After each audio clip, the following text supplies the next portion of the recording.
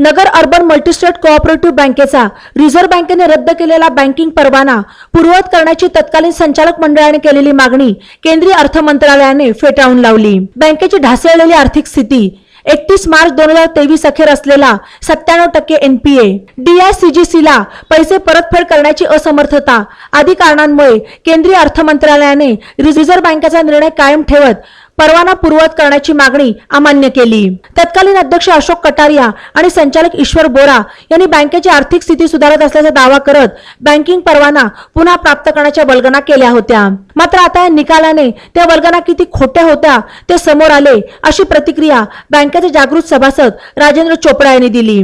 आर्थिक गुन्हे शाखेमार्फत बँकेतील घोटाळा प्रकरणी दाखल गुन्ह्यांचा तपास सुरू आहे। माजी अध्यक्षांसह काही संचालकांना अधिकाऱ्यांना अटक करण्यात आली, तथापि अनेक संचालक आरोपी फरार आहेत। या प्रकरणाचा तपास अधिक जलद गतीने होऊन दोषींना कायद्याने शिक्षा होण्याची गरज आहे।